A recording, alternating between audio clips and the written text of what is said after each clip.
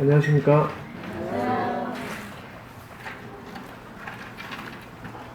저 마셔도 됩니까?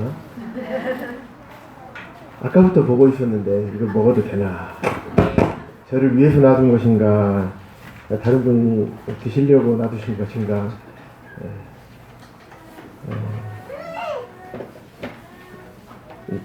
자리가 많이 좁네요. 빨리 이사를 갔으면 좋겠습니다. 한참 고민을 했습니다. 아, 맞다. 강대상이 옮겨졌지. 성경책만 들고 가야 되나.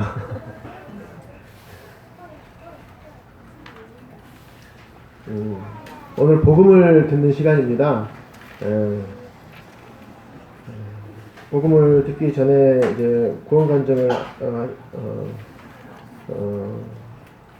하신다 하셔서 이제 말씀을 들었는데, 참 주님께서 은혜를 많이 베푸신 것 같습니다. 모든 사람이 자연요법을 선다고 해서 모든 사람이 다 치료받는 것은 아니겠죠.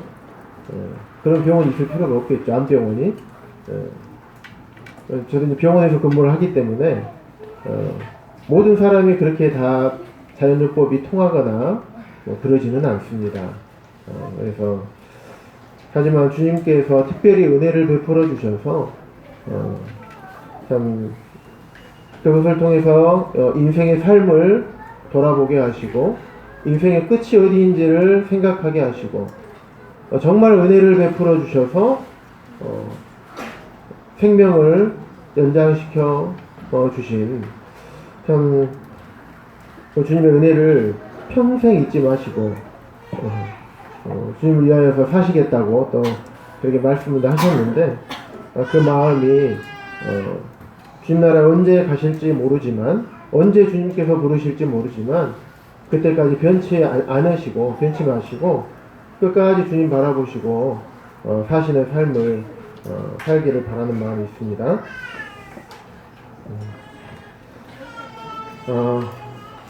자, 오늘 어떤 말씀을 함께 나눌까 고민하다가 예수님이 누구신가 이 부분에 대해서 짧게 나누어야 될 것 같습니다. 여기에 계신 성도님들은 예수님이 누구신지 다 아실 것이라고 여겨집니다. 예수님이 어떤 성도님은 내 모든 죄를 용서해 주신 구주시고 나를 죄와 죄의 형벌 가운데서 구원해 주신 구주시다 라고 여기시는 분들이 또 계실 테고 구주실 뿐만 아니라 내 삶을 이제 온전히 인도해 가실 내 삶의 주인 되신 또 나를 창조하신 창조주 하나님 나의 주인 되신 하나님 내 삶을 온전히 주관하시는 나의 왕 되시는 나를 다스리시는 왕 되신 하나님 또 어떤 분은 나의 아버지 되시는 하나님 이렇게 예수님을 이렇게 여기고 생각하신 성도님이 계실 것 같습니다. 하지만 아직까지 구원받지 않으시는 분들께서는 구원받지 못하시고 예수님이 누구신가 들어는 봤는데 이분이 나하고 무슨 관계가 있는가 예수님이 부모님으로부터나 교회에 나와서 예수님에 대해서 들었는데 예수님이 도대체 누구신가 잘 모르시는 분들이 계실 것이라고 생각이 됩니다. 예수님이 누군지 아는 것은 이 찾아오신 예수님 믿지 못하고 계시는 이런 구도자 분이라고 저희가 호칭을 합니다. 구할 구자에다가 길 도자 사람 자자를 써서 하나님의 나라로 하나님께로 가는 길을 찾는 사람이라는 표현으로 구도자라는 표현을 씁니다. 구도자분들께서는 잘 모르실 거라 생각을 하지만 이분들에게도 굉장히 중요합니다. 그러나 구도자분들에게도 예수님이 누구인지 아는 것이 중요하지만 여기 앉아 계신 성도님들에게도 예수님이 성도님들의 어떤 분이신지가 굉장히 중요한 것입니다.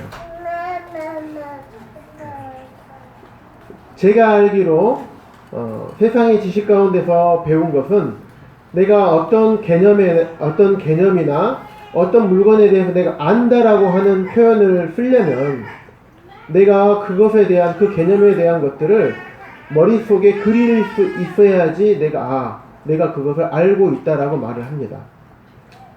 아니면 내가 이 개념에 대해서 다른 사람에게 설명할 수 있을 때 그때 내가 이거를 알고 있다라고 말할 수 있다라고 생각을 합니다. 그렇지 않고서는 내가 아는 게 아닙니다. 왜냐면 그냥 어렴풋이 듣고 그냥 그런가 보구나 그 정도 수준에서 아는 것이지 내가 확실하게 아는 것은 아닙니다. 그런데 신앙에 있어서도 예수님을 안다는 것은 예수님이 누구이신지를 아는 것이고 예수님이 나하고 어떤 관계가 있는 것인지를 아는 것입니다. 그리고 내가 삶에서 예수님 믿는 삶을 살아가면서 그 예수님을 내 삶 가운데서 체험하고 경험하고 살았을 때 예수님을 알게 되는 것입니다. 참으로 구원받은 사람은요, 예수님이 여러분 어떤 분이 되십니까? 물어보면 탁 답이 나옵니다. 왜냐하면 이거 분명한 거기 때문에. 내가 경험한 예수님을 내가 얘기하기 때문에 예수님이요? 예수님은 나를 구원해 주신 분이세요. 때로는 예수님은요, 내 삶을 지금 인도해 가고 계시는 분이세요. 내 주인이시고 내 왕이십니다. 예수님은 하나님이셔요. 정확하게 말씀을 할 수 있습니다. 하지만 구원받지 못하신 분들은 예수님이요. 이제 그때 이제 이론을 생각하기 시작하고 내가 들었던 것을 생각하기 시작합니다. 구원받았다는 것은 아주 분명하고 확실한 것입니다. 왜냐하면 구원받는 것은 내 안에 하나님께서 내 안에 예수님께서 들어오시는 것이기 때문에 이거는 부정할 수가 없고 내가 이걸 말로 표현하지 않을 수가 없는 거예요. 분명하게 하는 것입니다. 제가 간단하게 간증을 하나 하도록 하겠습니다. 저는 2003년에 예수님을 믿고 구원받게 되었습니다. 하지만 제가 만난 예수님은 당신에게 있어서 예수님이 어떤 분이냐고 물어보면 저는 예수님이 내 모든 죄를 사해 주신, 용서해 주시고 죄와 죄의 형벌 가운데 구원해 주신 구주십니다.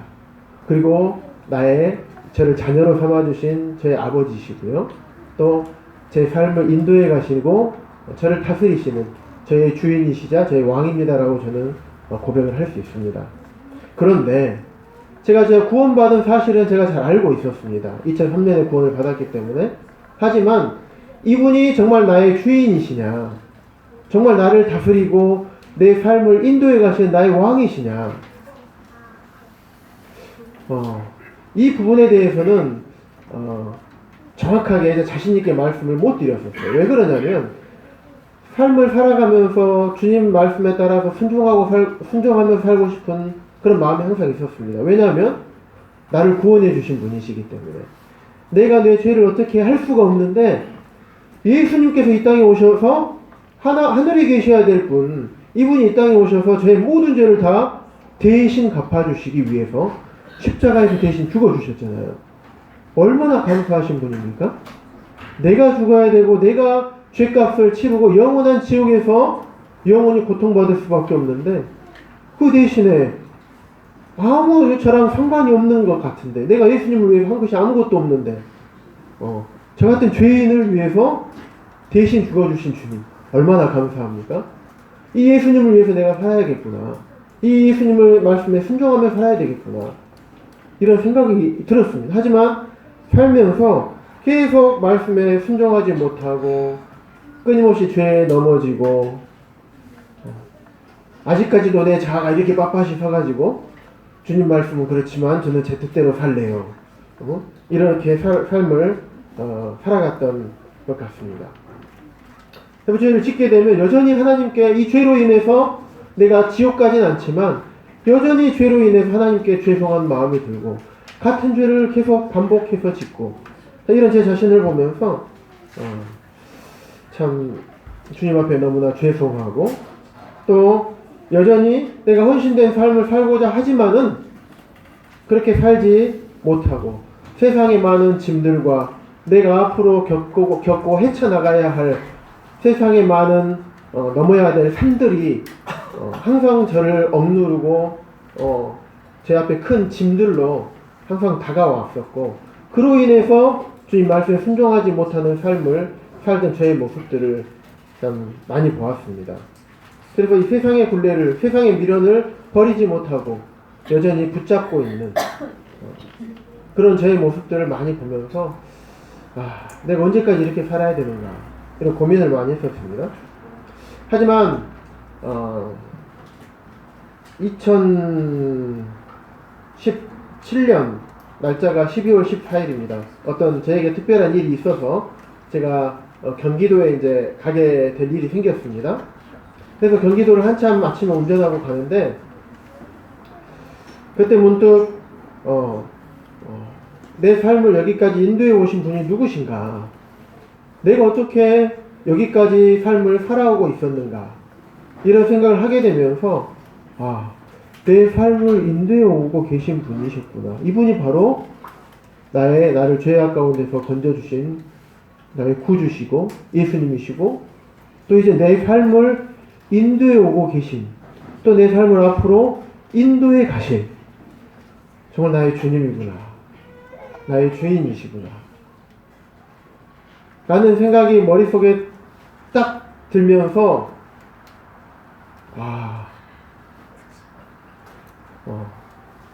참 나 같은 죄인을 이렇게 인도해 오신 이 주님을 제가 딱 알게 되면서 옛날에는 알고 있었죠. 머릿속으로 알고 있었고 그렇게 살려고 끊임없이 노력을 했지만은, 그때 이 주님이 나의 참 정말로 이제 주인이 되신 거예요. 나의 왕이 되시고, 그래서 세상의 앞으로의 걱정과 세상의 어떤 많은 짐들이 나를 누르고 있던 것들이 이제는 이제 아무런 문제가 되지 않는 거예요. 그 시간 이후부터는 이제 모든 것을 담대하게 주님을 위해서 살아갈 수가 있게 되었습니다. 왜냐하면 내가 믿고 있는 예수님이 곧 천지 만물을 창조하시고 천지 만물을 다스리시는 하나님이시고, 그분이 나를 위해서 십자가에서 대속해서 제 죄를 대신 갚아주시기 위해 십자가에서 죽으시고 사흘 만에 부활하신 그 주님이시고 구주시고, 또 이제는 내 삶을 앞으로 영원히 인도해 가실 하나님이시기 때문에 우리가 알고 있는 예수님, 이분은 전지하시고 모든 것을 아시고 전능하신 분, 모든 것을 하실 수 있는 분이시기에 내가 그분 말씀에 순종하며 살았을 때 내 뒤에 있을 그분 말 순종한 이후의 삶에 대해서 내가 무슨 걱정을 할 필요가 있을까? 결국에는 내가 이 예수님을 나의 주인으로, 나를 다스리시고 내 앞길을 책임지실 왕으로 믿지 못했기 때문에 그런 삶을 살지 못했구나 라는 생각이 들면서, 이제는 그 시점, 그 사건을 기준으로 참 저의 많은 가치관들과 세상을 이제 살아가면서, 성도님들도 또 세상을 살아가면서 많은 어떤 선택의 시간들을 보내잖아요. 그럴 때 망설임 없이 선택하면서 살 수 있었던 것 같습니다. 그래서 저에게 있어서 당신의 하나님, 예수님이 당신 하나님 어떤 분이십니까? 얘기를 하면 자신 있게 얘기할 수 있습니다.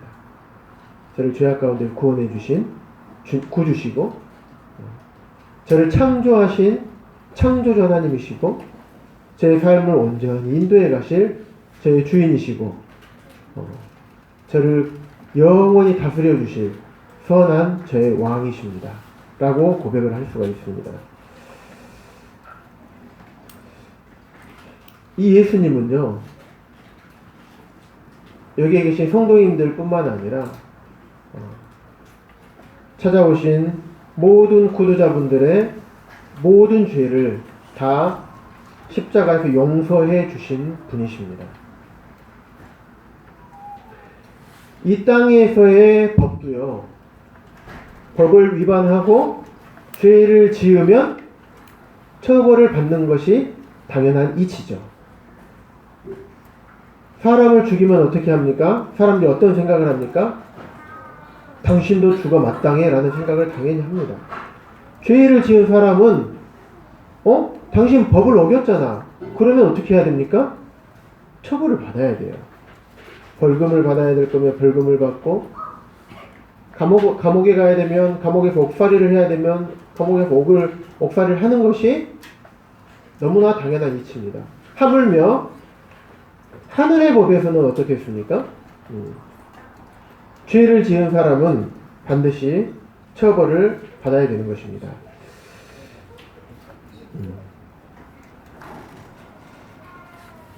그런데 예수님께서는 여러분과 저의 모든 죄를 십자가에서 다 갚아주셨습니다.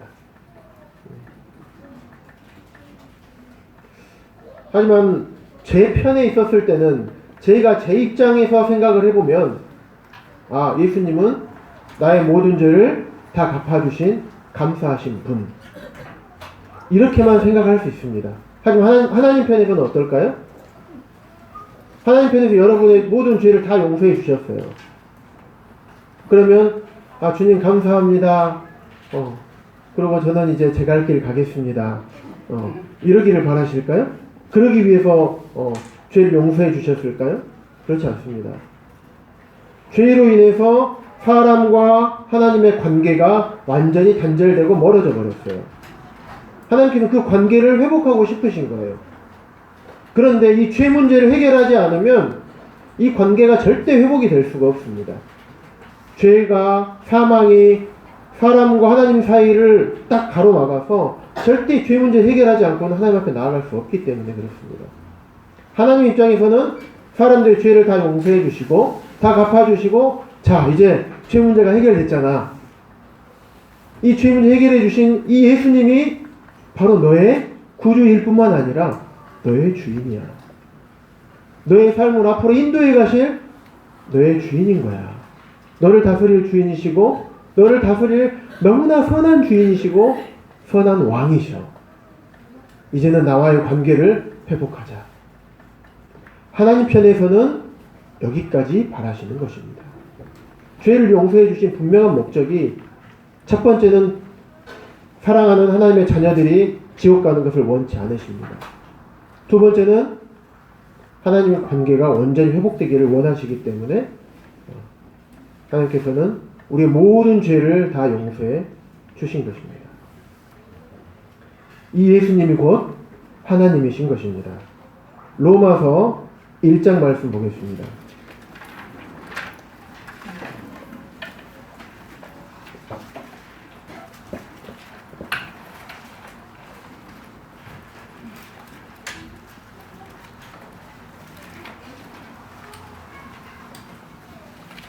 (1장) 3절과 4절을 제가 읽어드리겠습니다.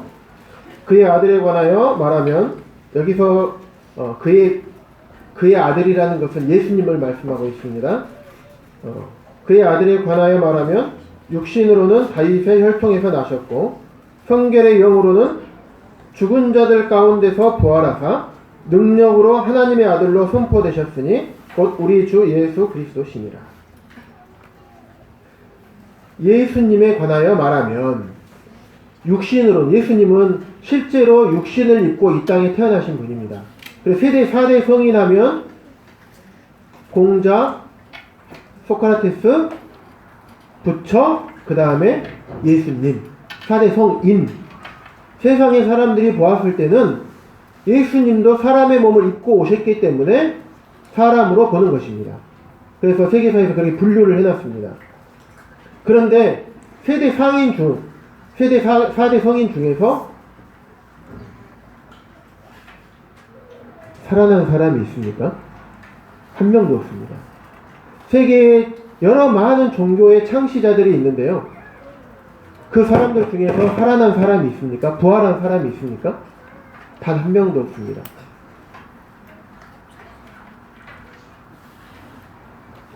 예수님은 육신을 입고 이 땅에 오셨지만 죽음을 이기시고 죽은 자들 가운데서 부활하사 죽은 자들 가운데서 부활을 하셨습니다. 그리고 능력으로 하나님의 아들로 선포되셨으니. 자, 성경에 보면 하나님의 아들, 하나님의 아들이라는 얘기가 참 많이 나옵니다. 그래서 이거는 이제 관용어로서 그때 당시 사람들의 표현으로 하나님의 아들이다, 일컬음을 받았으니, 하나님의 아들로 선포되셨으니. 예수님이 십자가에 못 박히셨을 때 내가 하나님의 아들이면 내려와 봐라, 이렇게 얘기하잖아요. 이건 뭐냐면 하나님의 아들이라는 표현은 하나님이라는 표현입니다. 그래서 관용어로 많이 사용을 했었습니다. 그래서 능력으로 하나님으로 선포되셨으니 이렇게 보시면 됩니다. 그래서 죽은 자들 가운데서 부활하셔서 능력으로 하나님으로 선포되셨으니 그분이 바로 곧 주 예수 그리스도시다 라고 말씀하고 있는 것입니다. 죽음을 창조하신 분이 하나님이십니다. 그렇기 때문에 죽음을 이기실 수 있는 분도 하나님 한 분 외에는 없는 것이에요. 그렇기 때문에 세상의 모든 엄청나게 많은 종교 창시자들과 세대 4대 성인 중에로 불렸던 공자나 소크라테스나 부처도 죽음을 이기지 못했습니다. 진시황도 죽음을 이기지 못했어요. 세상의 그 어떤 권력자들도 죽음을 이겨보려고 온갖 권력과 물질을 써서 죽음을 이겨보려고 하지만은 죽음을 이길 수가 없었습니다. 최근에는 영혼 불멸의 삶을 위해서 머리 이식도 시도를 하고 한다고 그런 얘기들이 많이 나오더라고요. 왜냐하면 사람은 언제나 영혼 불멸의 삶을 원하고 추구하기 때문에. 왜냐하면 죽고 싶은 사람이 어디 있습니까? 죽고 싶은 사람 없습니다. 그렇기 때문에 영혼 불멸의 삶을 살고 싶어 합니다. 그러나 죽음을 이기고 부활하신 사람은 단 한 사람도 없습니다. 그분은 오직 한 분, 하나님이신 예수 그리스도만이 죽음을 이기시고 부활하신 것입니다. 그런데 이 예수 그리스도께서 왜 죽으셨냐? 앞서 서두에 말씀드렸던 것처럼 우리의 죄를 위해서 죽으신 것입니다. 죄값을 대신 갚아주시기 위해서 죽으신 거예요. 그러면 우리가 왜 죄인인가? 교회 가면 다 죄인이라고 하잖아요. 기분 나빠하실 수도 있는데 아까 앞서서 간증해 주신 분의 말씀을 들어보면 의사가 그 질병을 정확하게 알아야지 진단을 해야지 치료를 할 수 있듯이 교회는요, 질병을 치료하는 곳이 아닙니다. 영혼을 치료하는 곳이에요. 이분이 죄인인지 아닌지 확실하게 알아야지만 이 죄 문제를 해결받을 수 있도록, 영혼이 치유받을 수 있도록 저희가 길을 안내해 드릴 수가 있습니다. 그런데 그래서 저희가 딱 바라보면 예수님 믿지 않으신 분들은 다 마음 안에 죄가 있는 것입니다. 그러면 그 죄가 무엇인지 한번 살펴보도록 하겠습니다. 지금 성경 로마서 1장 보고 계시죠? 로마서 1장 20절 보겠습니다. 창세로부터 그의 보이지 아니하는 것들 곧 그의 영원하신 능력과 신성이 그가 만드신 만물에 분명히 보여 알려졌나니 그러므로 그들이 핑계하지 못할지니라. 세상의 만물을 바라보면 이거는 진짜 신비롭다, 경이롭다, 이거는 과학으로 설명하지 못한다, 이런 현상들이 너무나 많습니다. 그 만물들을 보면 하나님을 알 수 있다라고 말씀하고 있습니다. 또한 지금 여러분들 여기 찾아오신 구도자들의 면모를 이렇게 살펴보면요, 예수님에 대해서 듣지 못하고 오신 분이 한 분도 안 계신 것 같아요. 다 부모님으로부터 또 교회로부터 예수님에 대해서 들으셨을 것이라고 생각을 합니다. 하지만 그 예수님을 믿지도 아니하며 21절에 하나님에 대해서 들었어요. 그래서 하나님에 대해서도 알고 있지만은 하나님을 영화롭게도 하지 아니하고 하나님께 감사하지도 아니하고 오히려 그 생각이 허망하여져서 미련한 마음이 어두워졌어요. 그래서 썩어지지 아니하는 하나님의 영광을 썩어질 사람과 새와 짐승과 기어다니는 동물의 우상으로 바꾸었습니다. 무슨 말이냐면 하나님을 믿지 않는 것입니다. 하나님 외에 다른 것들을 우상으로 여기고 사는 것입니다. 하나님께서는 질투하신 하나님이고 나 외에 다른 신을 섬기지 말라고 하셨어요. 하나님 외에 내가 마음에 깊이 두고 있는 것은 다 우상이라고 하셨습니다. 그분을 내가 섬기지 않는 것 자체가 죄인 것이에요. 그분을 내가 믿고 있지 않는 것 자체가 죄인 것입니다. 내가 사는 삶 자체가 하나님을 위해서 사는 삶이 아닌 것이 다 죄인 겁니다. 나를 만드신 분이 하나님이신 겁니다. 하나님께서 세상 천지 만물을 창조하신 분이세요. 우리가 최근에 보면 40대 아들이 아버지하고 술 먹고 말다툼하다가 아버지를 죽였어요. 그럼 어떻게 됩니까? 그런 자녀를 우리 마음속에서 굉장히 좋지 않게 여깁니다. 왜냐하면 어떻게 내가 어떻게 부모님을 죽일 수 있는가. 때로는 제사를 지내시는 유교적인 문화에서나 불교에서도 어떻게 조상을 섬기지 않고 어떻게 조상을 섬기지 않을 수가 있느냐. 후리 자식이라고 하고 아주 버릇없는 사람이라고 얘기를 합니다. 그런데요, 우리 예수님 믿는 사람들은 제사를 지내지 않습니다. 그러면 예수님 믿는 사람들이 다 버릇없는 사람들입니까? 조상을 섬기지 않는 것입니까? 자, 지금부터 위로 한 세대씩 한번 거슬러서 올라가 보도록 하겠습니다. 저의 아버지는 계십니다. 저희 아버지의 아버지는 계시겠죠? 그 아버지 계시겠죠? 그 아버지 계속 올라가면 계시겠죠? 그러면 온 인류가 생기게 된 첫 아버지가 계시겠죠? 그분이 하나님께서 창조하신 아담인 겁니다. 그럼 그 아담을 창조하신 분이 누굽니까? 하나님이신 거예요. 그럼 우리는 조상을 잘 섬기고 있습니까? 예수님 믿는 사람들은 조상을 너무나 잘 섬기고 있는 것입니다. 그러나 예수님 믿지 않는 사람들의 조상을 한번 거슬러 올라가 보도록 하겠습니다. 지금 살고 있는 사람들의 아버지가 계시겠죠? 그 위에 아버지가 계십니다. 그 위에 아버지가 계십니다. 그 위에 아버지를 가다 보면 원숭이가 나옵니다. 왜냐하면 이분들 하나님 믿지 않기 때문에 그렇습니다. 성경을 믿지 않습니다. 세상의 학문은 사람은 아주 단세포에서부터 시작이 돼서 끊임없는 진화의 과정을 통해서 원숭이까지 오고 원숭이가 진화가 돼서 사람이 됐다라고 얘기합니다. 그러면 원숭이의 위에 조상의 대를 걸어가면 단세포인 거예요.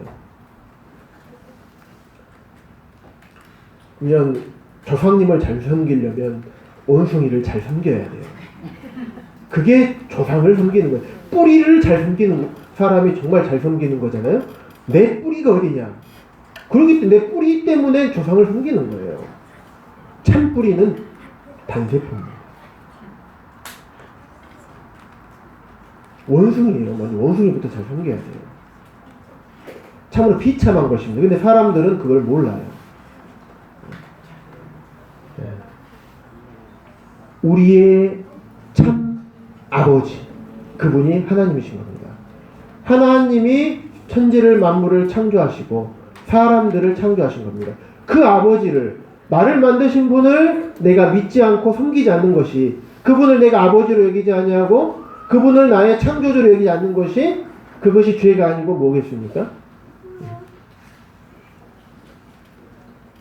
그래서 하나님을 내가 믿지 않다 보니까 내 마음에서는 어떻습니까? 내 마음대로 살게 되는 것입니다. 그래서 23절에 하나님을 섬기지 않고 하나님의 영광을 세상의 우상하고 바꿔버렸어요. 그래서 하나님께서 뭐라고 말씀하셨냐면 그들의 마음의 정욕대로 자기 마음에 원하는 대로 살도록 하나님께서 어떻게 하지 못하셨어요. 왜냐하면 하나님께서는 하나님을 믿을 자유의지도 주셨고 하나님을 믿지 않고 마음대로 살 자유의지도 주셨습니다. 하나님은 로봇을 원하지 않으셨어요. 딱 프로그램에서 이 사람을 만들었는데 사람은 죄를 짓지 않는 이 사람으로 만들어야겠다 프로그램을 했습니다. 그럼 그 사람이 하나님 감사합니다. 하나님께 영광을 돌립니다. 이렇게 하면 하나님 기뻐하실까요? 내 자녀가 부모님의 말씀에 순종할 자유도 있고 의지도 있고 부모님 말씀에 순종하지 않을 의지도 있잖아요. 다들 아십니다. 그런데 이 자녀가 그럼에도 불구하고 내 말에 순종하고 따라왔어. 그리고 아빠 사랑해요. 엄마 사랑해요. 꼭 안기고 제가 엄마를 위해서 이걸 준비했어요. 아빠를 위해서 제가 이거를 준비했어요. 제 마음을 받아주세요 하면 엄청 기분이 좋잖아요. 행복하잖아요. 그래 역시 내 자녀야. 이게 행복이지. 이렇게 느끼죠. 그런데 내 자녀가 프로그램이 되어 있습니다. 엄마 사랑해요. 네 알겠습니다. 순종하겠습니다. 이러면 마음이 기쁩니까? 그렇지 않습니다. 하나님 사람을 그렇게 만들어 놓지 않으셨어요. 그래서 사람의 마음을 인위적으로 각 이렇게 틀 수도 있지만은 하나님은 그렇게 하지 않으셨습니다. 그래서 사람들이 하나님을 떠나버리고 하나님을 멀리한 그 이후의 삶은 온통 자기의 정욕대로 사는 삶밖에 없습니다. 그래서 하나님을 마음에 두기 싫어하고 그 뒤부터는 죄가 사람들을 지배하고 사람들이 그 죄를 누리며 살게 되는 것입니다. 한번 봐볼까요? 28절에 그들이 마음에 하나님 두기를 싫어하네. 하나님 떠나버렸어요. 그렇기 때문에 마음에 하나님 두기를 싫어한 거예요. 왜냐하면 그럼 내가 마음에 하나님을 두면 어떻습니까? 하나님 눈치 봐야 되잖아요. 근데 떠나버렸어요. 그럼 어떻겠습니까? 제 마음대로 정욕대로 원하는 대로 사는 겁니다. 욕하고 싶으면 욕하고 못된 짓 하고 싶으면 못된 짓 하고 거짓말 하고 싶으면 거짓말 하고 다른 사람 거 뺏어오고 싶으면 뺏고 못된 짓 해서 힘 약한 사람들 괴롭히고 싶으면 괴롭히고 막 뒤에서 막 얘기하고 싶으면 뒷담화하고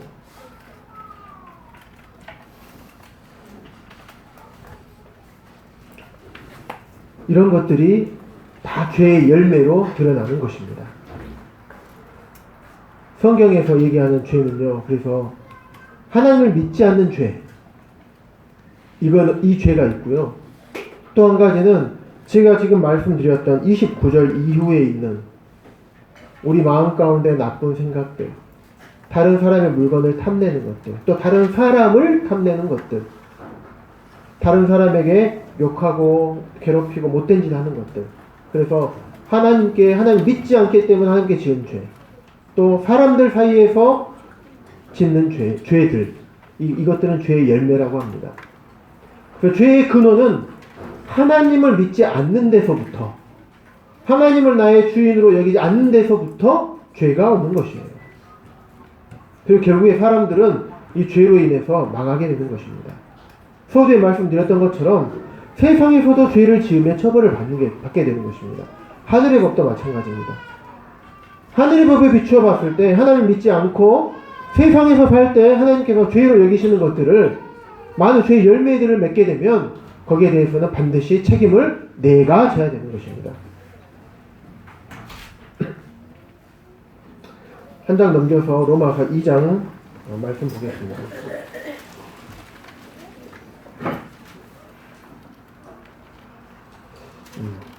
2장 2절 보시면 이런 일을 행하는 자에게 하나님의 심판이 진리대로 되는 줄 우리가 아노라. 하나님의 심판이 분명히 되어진다라고 말씀하고 있습니다. 또 3절에 이런 일을 행하는 자를 판단하고도 같은 일을 행하는 사람아. 좀 나쁜 짓 한다고 얘기하잖아요. 그런데 나도 같이 하고 있어요. 저 나쁜 짓이 하는데 나도 하고 있어요. 내가 하나님의 심판을 피할 줄로 생각하느냐? 절대 못 피한다고 말씀하고 있습니다. 4절에 혹 내가 하나님의 인자하심이 너를 인도하여 회개하게 하심을 알지 못하며 그의 인자하심과 용납하심과 길이 참으심이 풍성함을 멸시하느냐? 이게 무슨 말이냐면 예수님께서 여러분의 죄를 다 용서해 주시고 예수님을 믿게 되면 그 예수님을 내가 이분이 나를 정말 모든 죄를 용서해 주셨구나 하고 예수님을 내가 믿어야 되는데 듣고도 믿지 않는 것입니다. 안 믿어요. 믿어라 믿어라 주위 사람들로부터 때로는 아내로부터 남편으로부터 부모님으로부터 친구로부터 교회 학생회 교사로부터 청년부 교사로부터 주일학교 교사로부터 많이 듣습니다. 하지만 안 믿어요.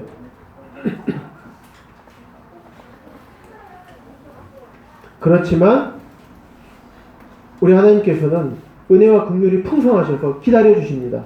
인내해 주셔요. 믿어라. 내가 이렇게 기다리고 있지 않냐.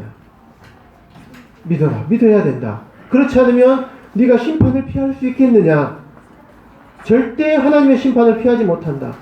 믿어라. 제발 믿어라고 계속 기다려주고 계십니다. 그런데 기다려주고 계시고 참아주시고 인내하고 계심에도 불구하고 믿지 않는 것은 사절의 마지막 부분에 있는 것처럼 그것은 하나님을 멸시하는 것입니다. 그냥 내가 단지 그냥 안 믿을래요 이게 아니라 하나님 입장에서 봤을 때는 하나님을 멸시하는 것이 되는 것이에요. 그것이 무엇입니까? 5절에 내 고집입니다. 내 고집과 회개하지 아니하는 마음을 따라서 진노의 날, 곧 하나님의 의로우신 심판이 나타나는 그날에 임할 진노를 네가 네 자신에게 쌓는도다. 내 고집으로, 내가 믿지 않는 고집이에요. 나에게 믿으라고 하지만 내가 끝까지 고집을 부립니다. 안 믿어. 회개라는 것은요, 회개하지 아니하는 마음.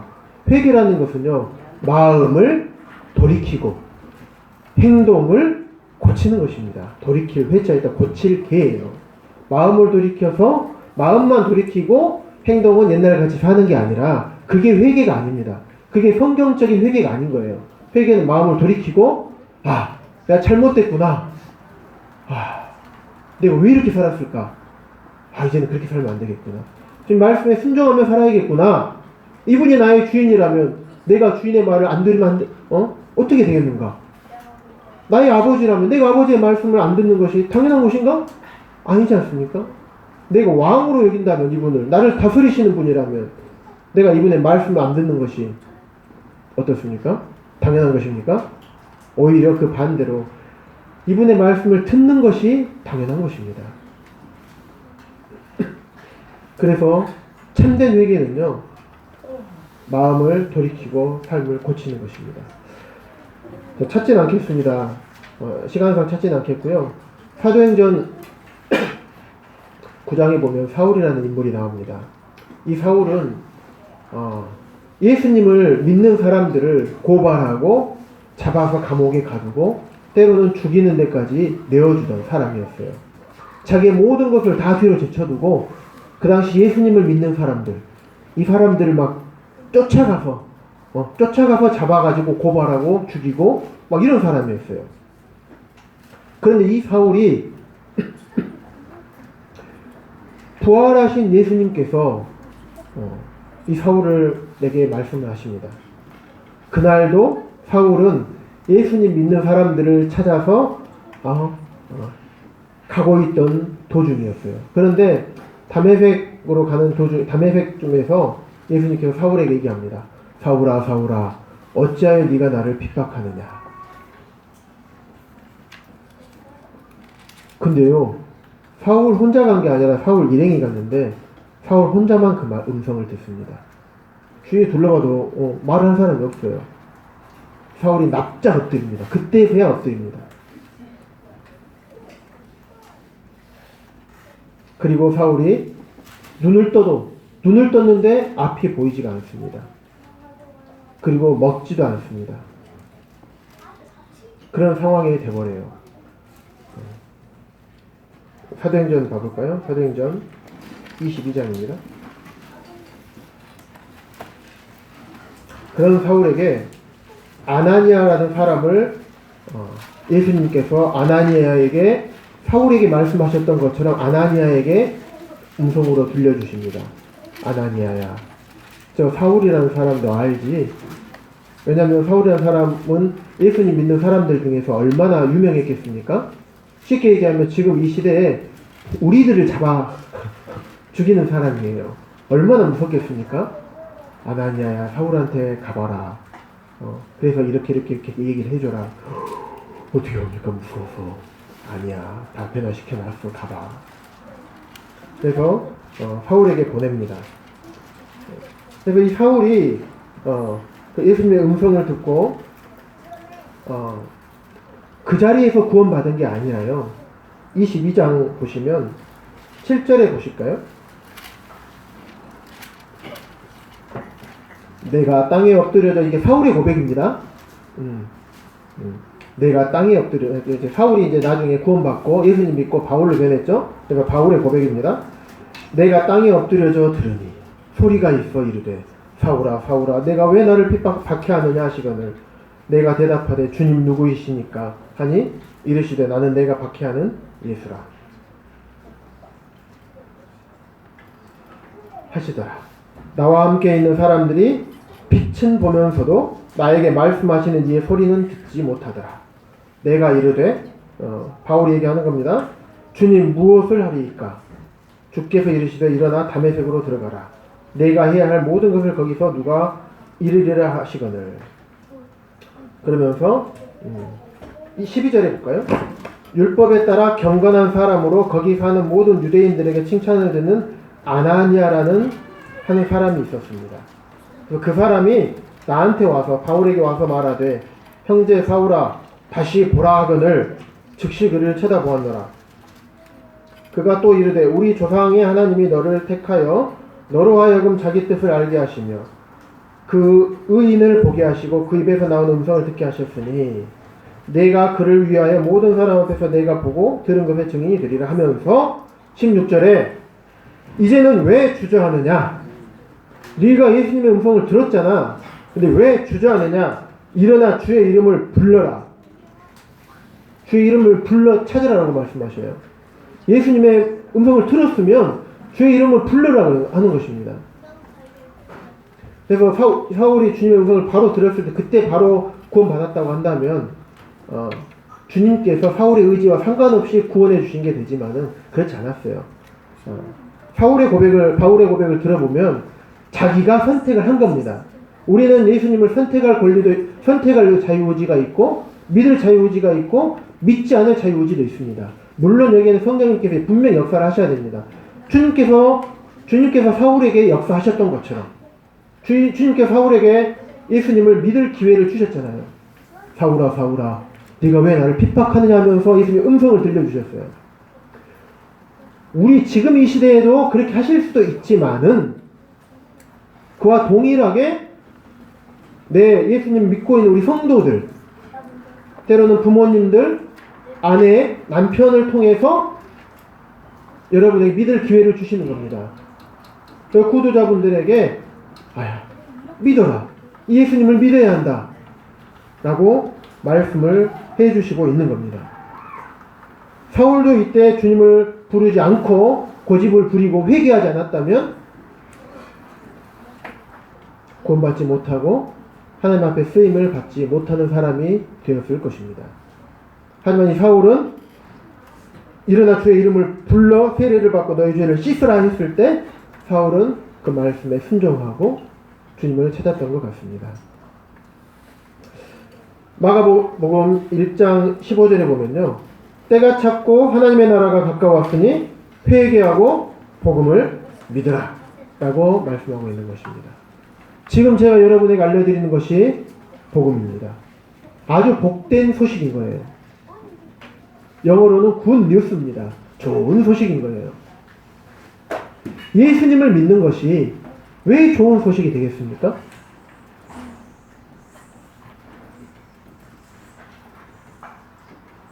예수님을 믿지 않으면요, 앞서 말씀드렸던 것처럼 나의 죄를 씻을 방법이 없습니다. 사람에게 내가 죄를 짓는다고 한다면 사람에게 미안합니다, 죄송합니다 하면 할 수 있어요. 하지만 내가 하나님을 믿지 않는 하나님께 지은 죄는 어떻게 씻음을 받겠습니까? 결코 내가 이 죄는 씻을 수가 없습니다. 그리고 주님은 홀이라도 남김없이 갚지 아니하고는 하나님의 나라에 들어올 자가 없다라고 말씀하셨습니다. 죄들도 이 하나라도 있으면 안 되는 거예요. 하나님께서 보실 때 처벌받을 죄가 하나라도 있으면 안 되는 것입니다. 이 죄와 내가 하나님께 지은 죄와 사람과 사람 사이에 지은 죄들과 이 모든 죄라는 모든 것들을 십자가에서 대속해주고 계시고 용서해 주신 분이 바로 예수님이신 것입니다. 그분이 곧 부활하신 하나님이신 것입니다. 죽음을 이기시고 부활하신 분은 오직 한 분, 예수님. 하나님이신 예수님밖에 없으십니다. 오직 그분만이 우리 모든 사람들의 수없이 셀 수 없는 죄를 다 갚아주실 수 있는 분입니다. 사람은요, 자기 앞가림밖에 못해요. 저는요, 제 죄값밖에 감당할 수가 없습니다. 어떻게 해요? 죽어서 영원한 지옥에서 제 죄값밖에 감당할 수 없습니다. 제가 너무나 사랑하는 아내와 너무나 사랑하는 자녀들의 죄값을 대신할 수가 없습니다. 저는 제 죄값밖에 해결할 수가 없어요. 그런데 천지 만물을 창조하신 하나님이라면 우리는 지금 시야가 이 광주라는 시야밖에 없을 수 있습니다. 때로는 시야가 좀 넓으신 분들은 대한민국, 더 넓으신 분들은 온 지구. 하나님은요, 온 지구만 창조하신 분이 아니세요. 온 우주를 창조하신 분이십니다. 생명의 근원이세요. 그분이 우리 대신 이 땅에 사람의 몸을 입고 오셔서 그분이 우리 죄를 갚아주셨다면 우리의 모든 죄를 대신할 만한 그런 충분한 가치가 있고 남으신 분 아니십니까? 그분이 바로 우리 하나님이고 그분이 바로 예수 그리스도이신 것입니다. 이분을 거절한다면, 이분을 믿지 않고 계속적으로 거절한다면 남겨져 있는 것은 오로지 심판밖에 없는 것입니다. 아까 보았던 로마서 말씀처럼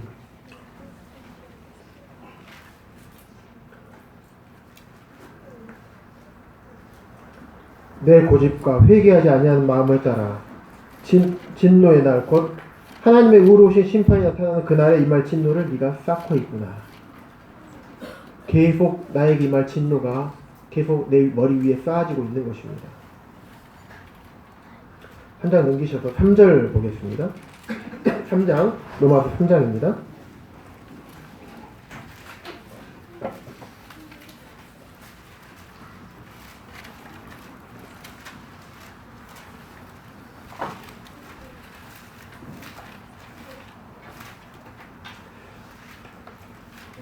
(3장) 23절부터 함께 읽고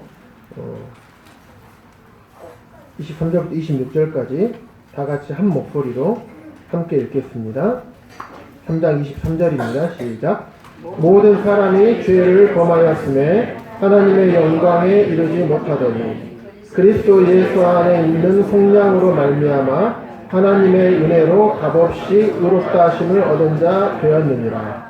이 예수를 하나님의 그의 피로써 믿음으로 말미암는 화목제물로 세우셨으니 이는 하나님께서 길이 참으시는 중에 전에 지은 죄를 간과하심으로 자기의 의로우심을 나타내려 하시니 곧 이때에 자기의 의로우심을 나타내사 자기도 의로우시며 또한 예수 믿는 자를 의롭다 하려 하십니다. 내가 여기에 오신 구독자분들 중에서 내가 죄인이 아니라고 자신있게 말씀할 수 있는 분이 한 분도 없을 것입니다. 모든 사람이 죄를 범했어요. 그런데 예수님께서 우리의 모든 죄를 갚아주셨다고 합니다.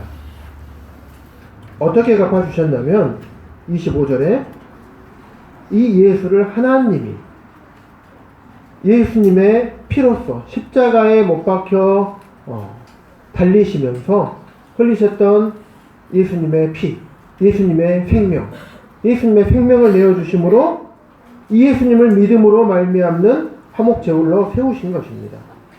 하나님과 우리를 죄가 단절하고 있었는데 이 죄값을 다 치러버리시고 하나님과 우리의 관계를 화목하게 하는 제물로 예수님을 십자가에 못 박히게 내어주신 것입니다. 그러면서 26절에 자 여기서 우리 하나님의 마음을 잘 생각해 보시기 바랍니다.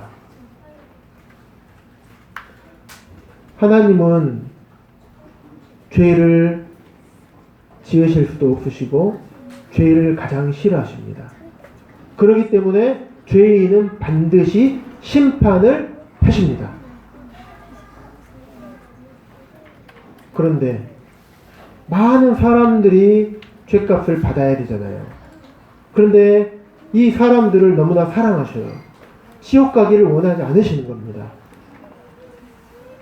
그런데 죄에 대해서는 심판을 하셔야 돼요. 지옥 가기를 원하지 않지만 인간들이 지옥 가기를 원하지 않지만 죄에 대해서는 반드시 벌을 내리고 심판을 해야 됩니다. 방법이 없는 거예요. 그래서 하나님이신 그분이 인간의 몸을 입고 이 땅에 내려오신 겁니다. 그분이 예수 그리스도이신 것이에요. 그분이 대신해서 십자가에서 그 고통을 당하시면서 생명을 내어주셔야지만 우리 인간이 느끼는 똑같은 고통을 느끼고 생명을 내어주셔야지만 우리의 모든 죄가 용서가 되는 것입니다. 그래야지만 하나님의 공의하심, 죄를 지은 자에게는 반드시 그 죄에 대한 대가를 지불하시는 것이 공의로우신 분인 것입니다. 그렇기 때문에 이 공의로움을 나타내시려면 사람에게 다 쏟아 부으셔야 됩니다. 하지만 사람을 사랑하셔서 사람들이 지옥 가는 걸 원하지 않기 때문에 그것을 하나님이신 자기 자신, 즉 독생자이신 하나님의 아들이신 예수 그리스도에게 다 진노를 쏟아 부으신 것입니다. 그래서 하나님의 의로우심을 봐라 나는 죄에 대해서 반드시 심판하는 자다 라는 것을 반드시 드러내셨습니다. 그럴 뿐만 아니라 그 예수님을 믿는 자들은 다 믿음으로 죄가 없구나 의롭다 하고 여겨주시는 것입니다. 내 죄를 내가 갚아야 되지만 내가 죄값을 치러야 되지만 내 대신 예수 그리스도를 십자가에서 내어주셔서 죄값을 치르게 하시고 그 예수님을 믿는 자마다 하나님께서는 처벌받을 죄가 없는 자로 여겨주시는 것입니다. 그 예수님을 믿는 자마다 우리 마음 가운데 예수님의 피가 발라져 있는 것이에요. 믿지 않는 사람들은 예수님께서 대속해 주신 예수님의 피가 예수님의 생명이 내 마음 가운데 없습니다. 그렇기 때문에 그분은 하나님께서 보실 때 심판의 날에 그분을 심판하실 것입니다. 하지만 예수님을 믿는 자들에게는 마음 가운데 하나님의 영이 성령님이 계시고 예수님의 우리를 모든 죄 용서해 주신 속죄의 피가 우리의 마음 가운데 발라져 있는 것입니다. 그렇기 때문에 우리를 보실 때 저는 예수님을 믿은 자구나. 나를 믿은 자구나. 그리고 내가 그들을 위해서 이미 다 죄값을 용서해 주었으니 너는 처벌받을 죄인이 아니구나. 이제는 의인이고 참된 나의 천국 전체에 참여할 자구나 라고 여기시는 것입니다. 예수님을 아직까지도 믿지 아니하고 고집 부리시고 그런 계신 분이 계시다면 하루속히 그 마음을 돌이키시길 바랍니다. 나의 생명은 언제 어떻게 될지 장담할 수 있는 사람이 아무도 없습니다. 수많은 매스컴에서 뉴스들을 바라보면 생각지도 못한 순간에 죽음이 찾아오는 것을 봅니다. 교통사고나 비행기 추락사고나 심장마비나 요즘은요, 나이에 고아를 막론하고, 때로는 통학 차량 사거나, 또 어린 아이들. 언제 어떻게 될지 아무도 모릅니다. 태어나는 것은 순서가 있지만은, 죽는 것은 순서가 없습니다. 지금 내가 건강하고, 지금 내가 잘 숨쉬고 있고, 지금 내가 나를 바라볼 때 아무런 문제가 없다고 한다고 해서 자기의 생명에 자신을 갖지 않으시기를 바랍니다. 언제 나에게 주님의 긍휼하심과 인내하심이 끝날지 아무도 알 수가 없습니다. 더 늦기 전에 이 예수님을 여러분 마음에 나를 창조하신 주님으로, 내 모든 죄를 용서해 주신, 다 갚아주신 구세주로, 나를 온전히 다스리고 내 삶을 인도해 가실 나의 왕으로 믿으셔서 우리 주변에 여기 계신 분들, 여러분을 모시고 온 분들, 이 땅에서 사는 삶이 괴로워 보입니까? 아니면 행복해 보입니까? 세상의 걱정과 염려 가운데서 헤어나지 못하고 사는 분들 같습니까? 그렇지 않습니다. 예수님 믿는 사람들은 그런 것에 얽매이지 않습니다. 여기에 계시는 분들의 삶처럼 이 땅에 살면서 천국을 누리고 사시며, 또 우리가 언제 죽을지 모르지만 죽음 이후에 우리 영원한 삶도 이제 영원히 주님과 하늘나라에서 함께 살 수 있다는 이런 소망을 우리 주 예수님을 믿으심으로 누리는 모든 분들이 됐으면 하는 바람이 있습니다. 이상으로 말씀 마치겠습니다.